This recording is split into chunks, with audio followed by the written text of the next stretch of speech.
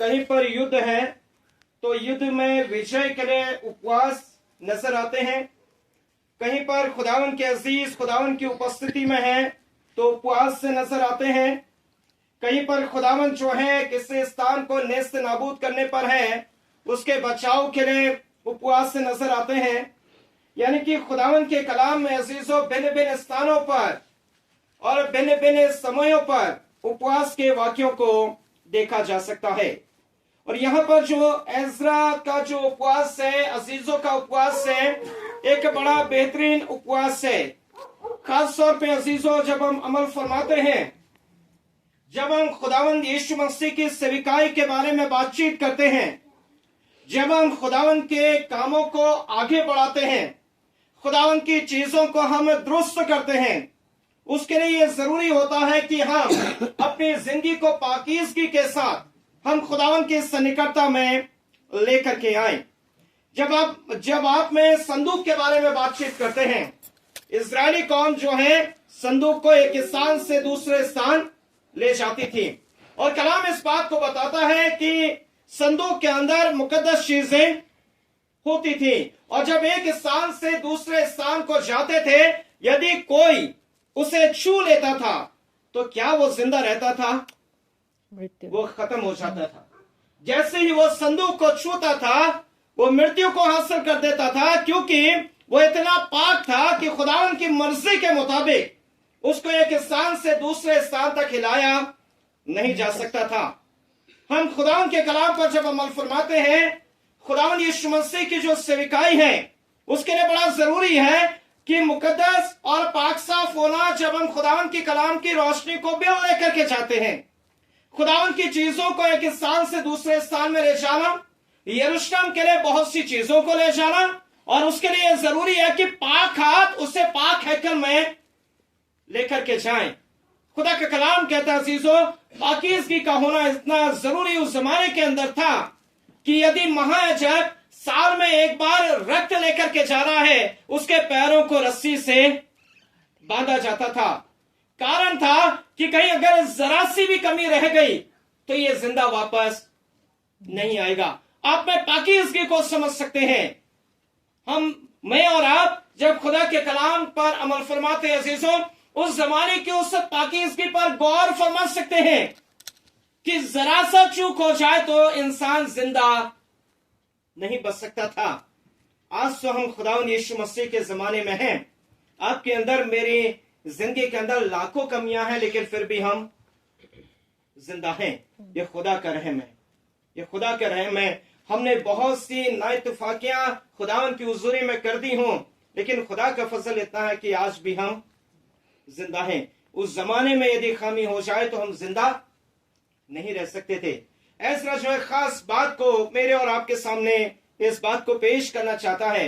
यीशु मसीह की जब आप सेविकाई के बारे में बात करें, डिसाइपल्स को बनाता है, और डिसाइपल्स को ऐसे बनाता है, उन्हें पाक साफ करता है और जिम्मेदारी को सौंपता है। यानी कि यीशु मसीह कहता है मेरे पीछे हो लो, तो यीशु मसीह के पीछे हो लेते हैं और प्रभु यीशु मसीह की सेविकाई को अंजाम देने लगते हैं। जब हम एजरा की बात करते हैं, एजरा भी खुदावन की बड़ी खिदमतों को अंजाम देता है, और खास तौर पे ये जो पैसेज है जो उपवास से ताल्लुक रखता है, ये उपवास एक ऐसा उपवास है जो यरूशलेम की चीजों को ले जाना है। ये खास तौर पे जो उपवास है, यरूशलेम की जो मुकद्दस चीजें हैं उनको यरूशलेम नगरी में ले जाना है, और जहां पर उन तमाम चीजों को तोला जाएगा, बड़ी पाकीज़गी के साथ उन तमाम चीजों को ले जाना है। और उस जमाने के अंदर डर और भय ज्यादा हुआ करता था। जब यरूशलेम के अंदर सोने की चीजें जाएंगी, जब चांदी की चीजें जाएंगी, और यदि किसी राजा को पता लग जाएगा तो हो सकता है कि वह एजरा पर आक्रमण कर दे और उन तमाम चीजों को लूट ले। यानी कि बड़ी पाकीज़गी के साथ और सुरक्षा के साथ उन तमाम चीजों को यरूशलेम में ले जाना जरूरी था। और एजरा जो है उन चीजों के लिए खुदा से दुआ करता है कि आए खुदावन, जो चीजें तूने हमारे हाथों में सुपुर्द की हैं, हम पाकीज़गी के साथ और सुरक्षा के साथ हम उससे कहां ले जाने पाए? यरूशलेम में ले जाने पाए। एजरा नबी इन तमाम बातों के विषय में वो बातचीत करता है। खुदा का कलाम आज की शाम में इस बात को मेरे और आपके सामने रखता है। खुदावन ने बहुत सी चीजें हमारे हाथों में भी दी हैं, खुदावन ने बहुत सी चीजों का हमें दिया है, लेकिन क्या है कि क्या उन तमाम चीजों को हम खुदावन की हुजूरी तक पहुंचाते हैं? यह सबसे बड़ी बात है। यहां पर एज़रा किन बातों का जिक्र करना चाहता है? यहां पर वो किसी से सहायता करे दरख्वास्त नहीं करता है, वरन वो क्या करता है? खुदावन का जो कलाम कहता है कि खुदावन जो है अपने खोजने वालों की हिफाजत करता है। वो राजा से भी सैनिकों को नहीं मांगता है, वो कहता है खुदावंद अपने खोजने वालों की हिफाजत करता है। और जरूर है कि जो चीजें हैं वो हम आराम के साथ लेकर के जाने पाएंगे। यहां पर कलाम 23वीं आयत में जिक्र करता है और खुदा के कलाम में लिखा है, इसी विषय से हम उपवास करके, एक सबसे बड़ी बात है, इसी विषय के बाबत हमने क्या करा? उपवास करके।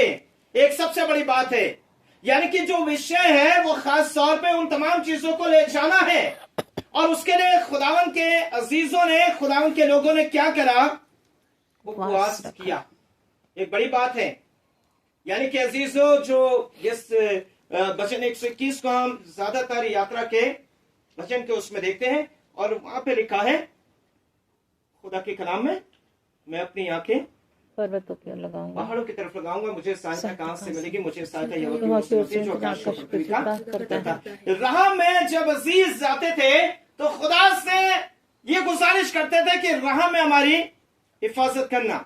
और यहां पर जो है ऐसा क्या करता है? यहां पर खुदावन की हुजूरी में वो उपवास करता है, क्योंकि ये बड़ी पाक चीज है, बड़ी चीजें हैं, और इन तमाम चीजों को लेकर के जाना है। यानी कि अजीजों, कई बार तो हम बिना दुआ के ही सफर में निकल जाते हैं, लेकिन वो उस अहमियत को जानता है कि खुदावन की हुजूरी में हमने कैसे जिंदगी को बिताना है और कैसे खुदावन की चीजों को हमें वहां तक पहुंचाना है। और इसके लिए क्या है? इसके लिए उन्होंने क्या करा?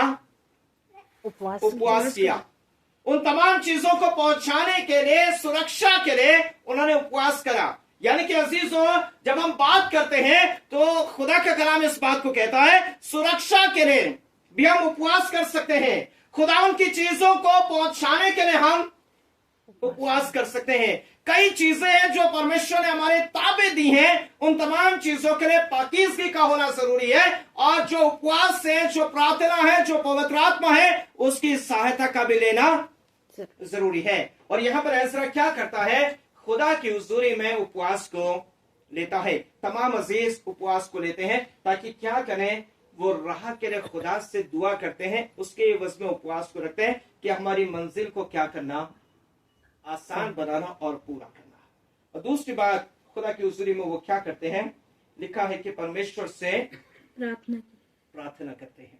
एक सबसे बड़ी बात है अजीजों, जब हम सफर भी करते हैं तो हम क्या करते हैं? खुदा से दुआ करते हैं। कई बार जब हम रात्रि के समय में होते हैं तो हमारी जुबान पर एक भजन आ जाता है जो बचपन से हमें याद भी होता है। वो क्या भजन है? यहोवा मेरा चरवाहा है, मुझे कुछ घटी ना होगी। ऐसा जो है खुदा की हुजूरी में खुदा से दुआ करता है अपने अजीजों के साथ मिल करके, उस विषय के लिए जो खुदावन की चीजें हैं हम उससे महफूज उस स्थान तक पहुंचा दें।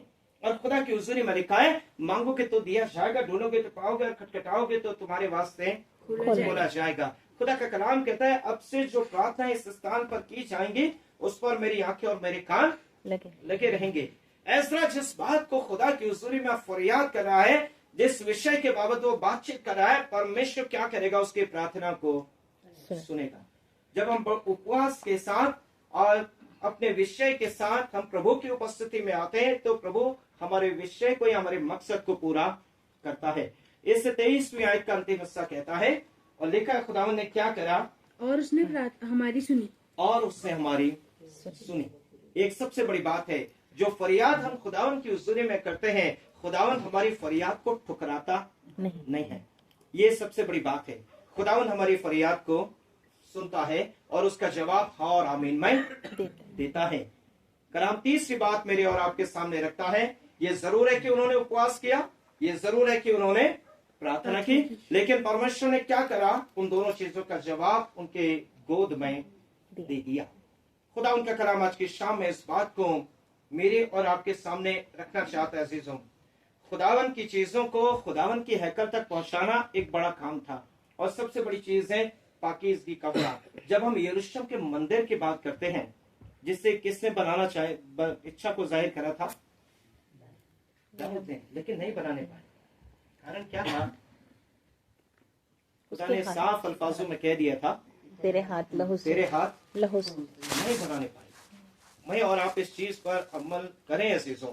खुदावन अपनी चीजों को अपने उन अजीजों को देना चाहता है जिनके दिल खुदा से जुड़े। आप जेनेसिस को रेवलेशन उन बातों पर अमल करें। खुदावंद अपने लोगों को नियामत देता है, अपने लोगों को बरकत देता है, लेकिन उन हाथों में वो जिम्मेदारियों को देना चाहता है जो खुदावंद की चीजों के प्रति जिम्मेदार है। यहाँ पर एजरा जो है, तमाम चीजें हैं जो ले जानी है, लेकिन वो उसके लिए भी क्या करते हैं? उपवास करते हैं। उसके लिए भी क्या करते हैं? प्रार्थना करते हैं। उसके लिए भी क्या करते हैं? परमेश्वर उन बातों का जवाब देता है। खुदा का कलाम आज की शाम में इस बात को कहना चाहता है, खुदावन ने बहुत सी चीजें आज मेरी और आपके हाथों में भी सुपुर्द की है। एक सबसे बड़ी बात है अजीजों, खुदावन की एक बहुत बड़ी चीज को हमने ले जाना है। यदि आप में आज वर्तमान परिवेश में यदि आप में बातचीत करें, खुदावन की इबादत गाहें बहुत से स्थानों पर हैं, बन चुकी हैं, जिसमें खुदावन के अजीज क्या करते हैं? इबादत करते हैं। कई जगह पर क्या इबादतें टूट गई और खत्म हो गई, लेकिन फिर भी अजीजों काम जो है वो खुदावन का रुका नहीं है। प्रभु क्या चाहता है अजीजों? सबसे बड़ी चीज है जो खुदावन के फर्जंद है या खुदावन के बिलीवर्स हैं, वो खुदा के काम को आगे बढ़ाते हैं। और आज क्या जिम्मेदारी है? आज हम अमल करें।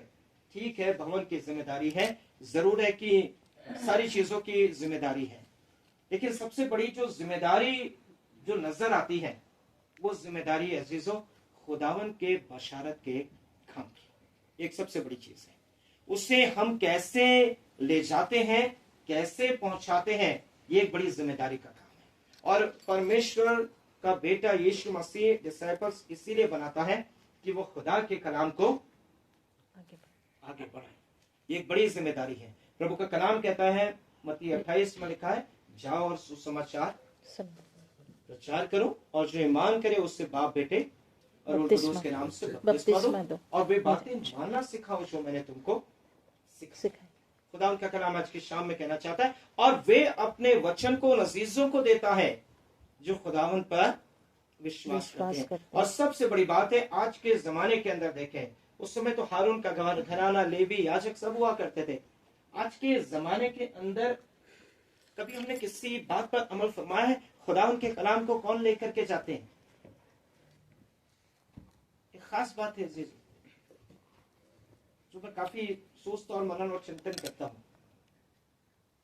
आज अगर आप गौर करेंगे तो हम जो खानदानी मसीह हैं, हम मसीह को ज्यादा नहीं ले जाते। आप गौर तलब करिएगा इस बात पर। हम जो खानदानी मसीह हैं, मसीह खानदान में पैदा होते हैं, खुदावन के कलाम को ज्यादा हम नहीं पहुंचा पाते अगर अमल करें। लेकिन कौन पहुंचाता है? विश्वासी। अब गौर करिएगा इस चीज पर। आज खुदा का कलाम इस बात को कहना चाहता है, खुदा ने जो जिम्मेदारियां हमारे हाथों में दी थी, वो कहीं ना कहीं हमारे हाथों से धीरे धीरे निकलते। कारण एक ही है, अगर हाथों में पाकीज़गी नहीं और जुबान में पाकीज़गी नहीं, तो बरकतें भी ऐसी हमारे जीवन से चली जाती है। और खुदावन क्या कहता है, जिसके पास 5 है, जिसके पास 2 है, जिसके पास 1 है, वो ले लेता है और किसको दे देता है? दूसरों को दे देता है। कलाम आज की शाम में इस बात को बड़ी सच्चाई के साथ कहना चाहता है अजीजों, लेकिन प्रभु हमारे हाथों से कलाम की सेविकाई को करना चाहता है। एक सबसे बड़ी बात, ये तो उस जमाने की बात है जब यरूशलेम में जिस चीज की जरूरत थी, प्रभु ने अपने लोगों को खड़ा किया। देवदार चाहिए तो देवदार मिलेगा, सोना चाहिए तो सोना मिलेगा। जिसको जैसे जरूरत, प्रभु ने अपने लोगों को खड़ा किया, प्रभु ने उस चीज को बना दिया। आज जो मेरा जो विश्वास है अजीजों, यदि हमारी जिंदगी का प्रभु पर पुख्ता विश्वास है, तो अजीजों हर चीज हमारे जीवन में पॉसिबल है, और यदि विश्वास में कमी है तो कोई भी चीज हमारे जीवन में नहीं हो सकती। प्रभु क्या चाहता है कि प्रभु ने पहले हारून के घराने को और इन तमाम अजीजों के घराने को चुना। अब्राहम उसके बाद प्रभु ने हर एक रीति से अपने अजीजों को चुना और बुलाया है और सेवा के लिए इस्तेमाल भी किया। और सबसे बड़ी बात है, खानदान में से बड़ा बेटा किसकी खिदमत के लिए होता था? खुदा की खिदमत के लिए। और जब खुदा की ही खिदमत के लिए हम नहीं मैदान में उतरते हैं या नहीं समर्पण करते हैं तो बरकतें कहीं ना कहीं कम हो जाती है। खुदा का कलाम आज की शाम में कहना चाहता है अजीजों कि तमाम चीजों को ऐसा लेकर के जाता है, उन तमाम चीजों को ले जाने के लिए सिर्फ हमने तो कभी बाइबल हम अपने हाथ में लेते भी हैं और नहीं भी लेते हैं, हम तो चर्च ऐसे ही चले जाते हैं। पुराने काफी बैठे, अगर बुजुर्ग बैठे, अगर आप गौर करेंगे तो पुराने जमाने के अंदर बाइबल बड़ी पाकीज़गी के साथ खुदा के हैकल में लोग ले जाते हैं।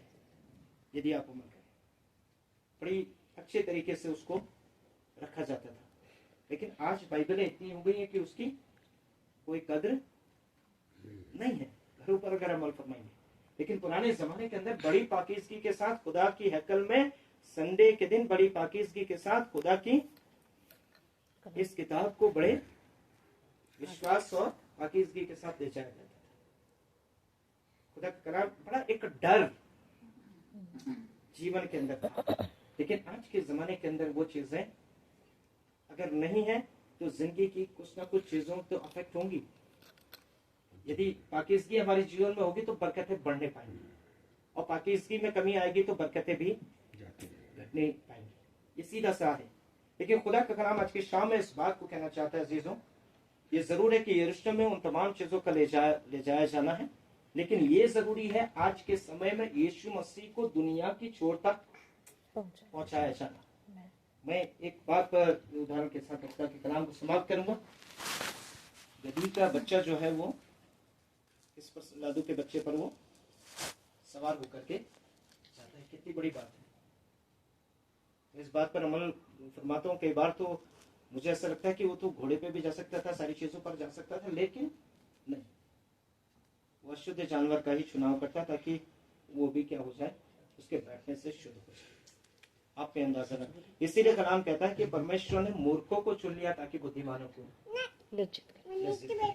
आप में खुदा के कलाम को शेयर करें या ना करें, या कोई करे या ना करे, लेकिन खुदा का कलाम पुराने अहदनामे में इस बात को कहता है कि खुदा का कलाम बारिश की मानिंद हमारे बीच में जाहिर होगा।